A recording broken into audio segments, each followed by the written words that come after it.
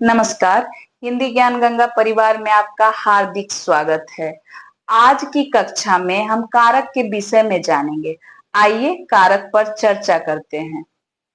कारक कारक शब्द का शाब्दिक अर्थ होता है क्रिया को करने वाला। क्रिया को करने वाला।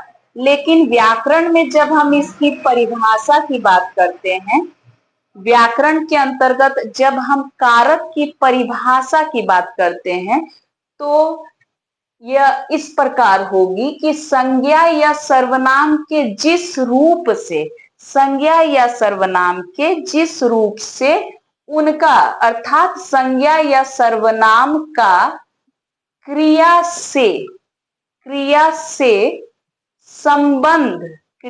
संबंध सूचित हो, उसे अर्थात उस रूप को कारक कहते हैं।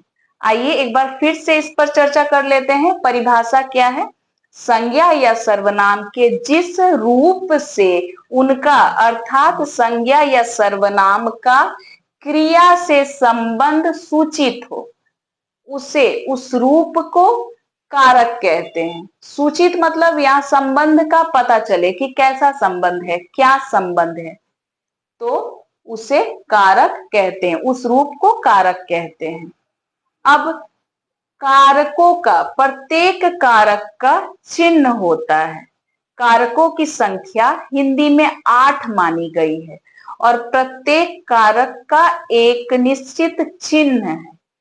तो इस चिन्ह को हम क्या कहते हैं? तो कारकों का रूप प्रकट करने के लिए उनके साथ लगने वाले शब्द चिन्ह को हम विभक्ति या परसर्ग कहते हैं। दो नाम है, कहीं कहीं विभक्ति चिन्ह भी कहते हैं और कहीं कहीं परसर्ग भी कहा जाता है।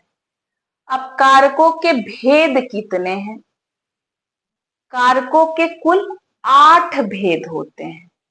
कुल 8 भेद होते हैं कारक के और प्रत्येक कारक का अपना विभक्ति चिन्ह होता है। तो आइए इन पर चर्चा करते हैं। पहला कारक है, पहला जो भेद है वो है कर्ता कारक।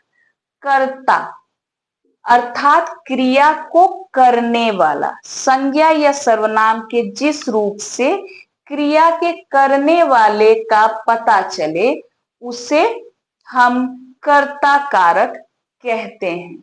इसका विभक्ति चिन्ह शून्य अर्थात यह विभक्ति रहित भी वाक्य में हो सकता है, विभक्ति के बिना हो सकता है, या फिर इसके साथ ने चिन्ह का प्रयोग किया जाता है।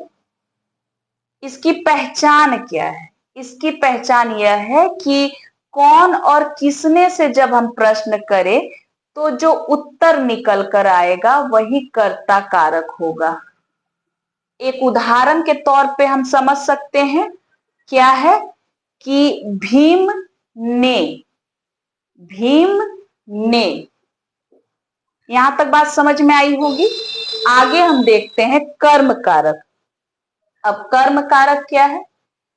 कर्म कारक जिस पर क्रिया का फल पड़े अर्थात संज्ञा या सर्वनाम के जिस रूप से क्रिया संज्ञा या सर्वनाम के उस रूप को हम कर्म कारक कहेंगे जिस पर क्रिया का फल पड़े अर्थात प्रभाव पड़े। जो भी क्रिया हो रही है उसका जो प्रभाव होगा या उसका जो फल होगा वह जिस पर पड़ता है वह कर्म कारक होता है। इसका चिन्ह क्या है? इसकी विभक्ति चिन्ह, यहाँ पे भी ये विभक्ति रहित अर्थात शून्य हो सकता है, विभक्ति के बिना भी हो सकता है वाक्य में, और इसके साथ इसके अलावे को हो सकता है। दो में से एक, या तो ये विभक्ति रहित होगा, शून्य हो, या फिर को चिन्ह का प्रयोग हो। इसकी पहचान क्या है? अगर हम वाक्य में क्या, किसको, इन दोनों से अगर जब हम प्रश्न करेंगे तो जो उत्तर निकल कर आएगा वही कर्म कारक होगा। दुर्योधन को, ये उदाहरण है, ठीक है। दुर्योधन को किसको? दुर्योधन को। भीम ने दुर्योधन को। अब आगे देखिए, करण कारक। तीसरा जो भेद है कारक का वह है करण कारक। करण कारक क्या है?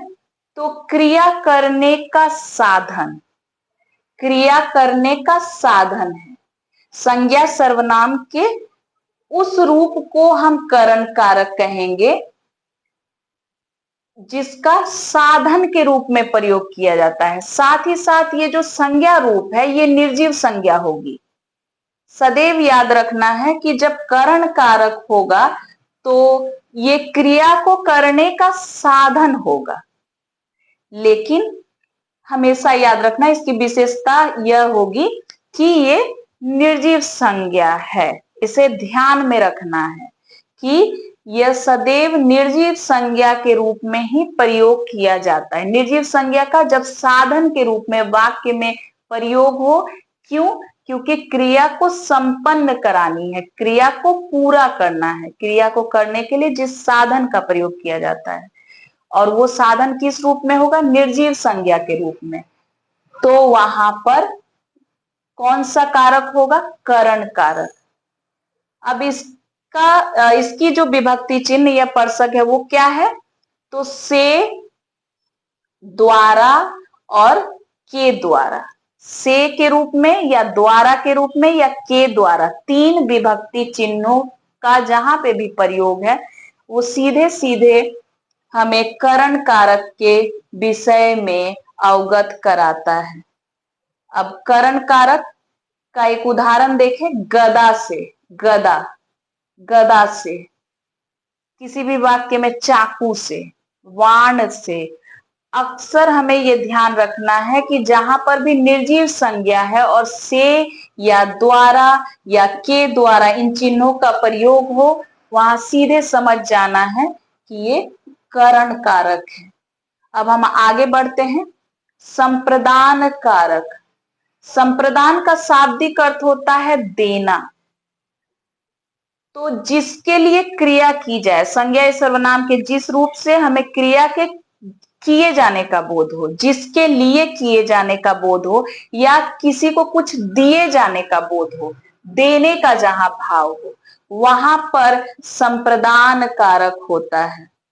यहां इसका विभक्ति चिन्ह के लिए, को, के वास्ते, के हेतु, के निमित्त ध्यान रखना है। के लिए अधिकतर के लिए का प्रयोग किया जाता है, कहीं कहीं को का, के वास्ते, के हेतु। और पहचान क्या है? किसके लिए से जब प्रश्न किया जाए, किसको, किस अर्थ में, किस निमित्त, इस तरीके के जहां प्रश्न उठें और जो उत्तर प्राप्त हो तो वो संप्रदान कारक होगा।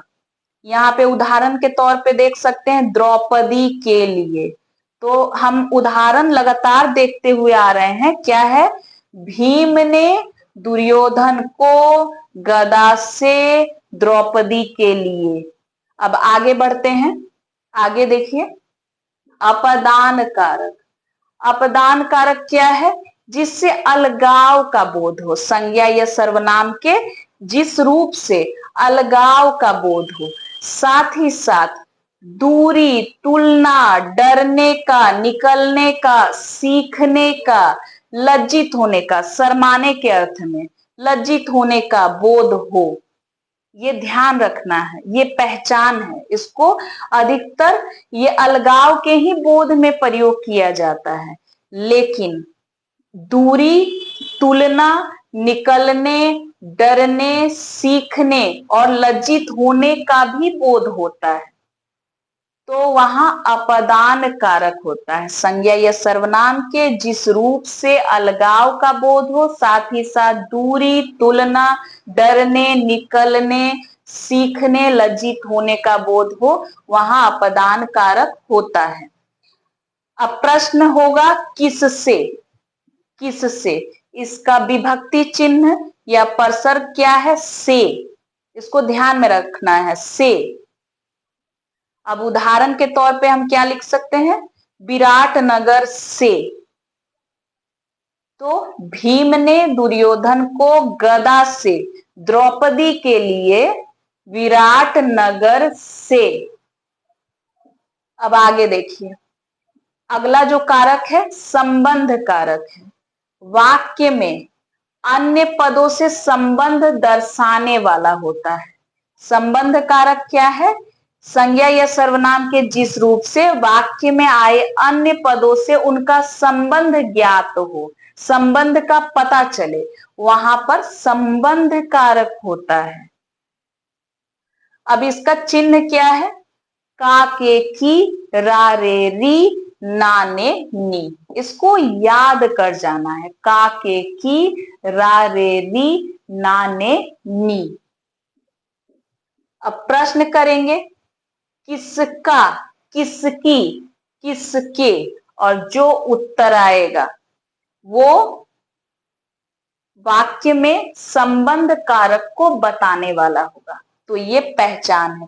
और ये सारे परसर्ग चिन्ह है। का के की रा रे री ना ने नी।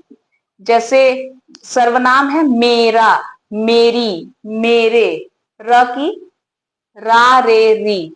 तो इसको ध्यान रखना है, संबंध बताने का काम जहां हो रहा है और ये सारे चिन्ह जहां पर भी प्रयोग किए गए हों, ये विभक्ति चिन्ह, वहां पर संबंध कारक होगा, संबंध दर्शाने का काम हो रहा हो। आगे बढ़ते हैं, अधिकरण। अच्छा, इसका उदाहरण क्या होगा? ये उदाहरण को जान लेते हैं संबंध कारक का। क्या है? कुरुक्षेत्र के, यहां पर संबंध दर्शा रहा है, कुरुक्षेत्र के। भीम ने दुर्योधन को गदा से द्रौपदी के लिए विराट नगर से कुरुक्षेत्र के। अब अधिकरण कारक पर चर्चा करते हैं। अधिकरण का अर्थ क्या है? क्रिया का आधार, क्रिया का आधार, जिस आधार पर क्रिया हो रही है, संज्ञा या सर्वनाम के जिस रूप से क्रिया के आधार का पता चले, इसका विभक्ति चिन्ह मैं और पर। अब पहचान क्या है? प्रश्न करेंगे हम वाक्य को देखकर कि किसमें किस पर जो उत्तर प्राप्त होगा वह अधिकरण कारक होगा।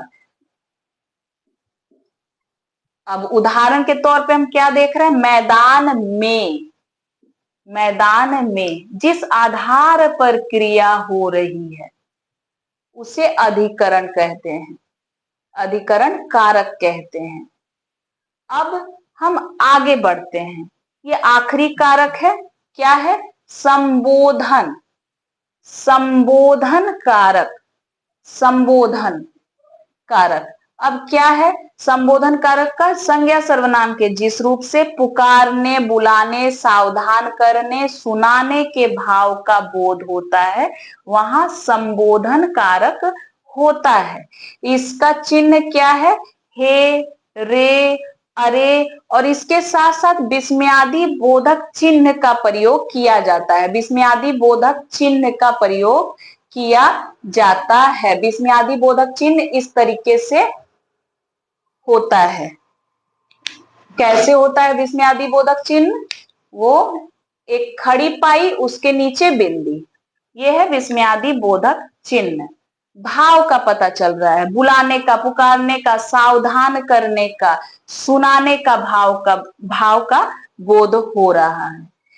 और इसका विभक्ति चिन्ह क्या है? हे, अरे, रे, उसके साथ साथ विस्मयादि बोधक चिन्ह का प्रयोग होता है। यही है संबोधन कारक।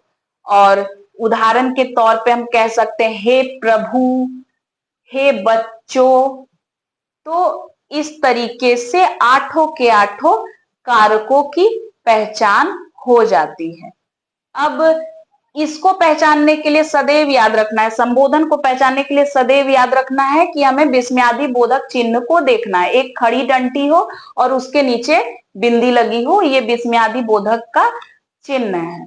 अब इसी उदाहरण को अगर हम याद कर ले, जो मैंने उदाहरण देकर अभी समझाया एक वाक्य के रूप में, तो आप कारक को जीवन भर नहीं भूलेंगे। तो कारक को याद करने का एक सूत्र मैंने तैयार किया है, तो आइए इसको देख लीजिए। इसको कैसे याद रखेंगे? हे प्रभु, हे प्रभु, उसके बाद विस्मयादि बोधक का चिन्ह, और आगे क्या है? भीम ने दुर्योधन को गदा से द्रौपदी के लिए विराट नगर से कुरुक्षेत्र के मैदान में जाकर मारा। फिर से एक बार सुन ले। हे प्रभु, भीम ने दुर्योधन को गदा से द्रौपदी के लिए विराट नगर से कुरुक्षेत्र के मैदान में जाकर मारा। ये सूत्र, अगर ये वाक्य को उदाहरण के तौर पे आप याद कर ले तो सारे कारक चिन्ह जो मुख्य मुख्य हैं वो सदैव आपको याद रहेंगे। और इसके अलावा विभक्ति चिन्ह को आप आसानी से याद कर सकते हैं। शून्य ने, शून्य को, और से, इसके बाद है के लिए, को के वास्ते, के हेतु, से, का के की, रा रे री, ना ने नी, में, पर, हे अरे रे, और साथ के साथ विस्मयादि बोधक चिन्ह। उम्मीद है आज की कक्षा समझ में आई होगी। मैं कुछ क्षण आपको छोड़े जाती हूँ। इस नोट्स को आप हो सके तो कॉपी में उतार ले। धन्यवाद।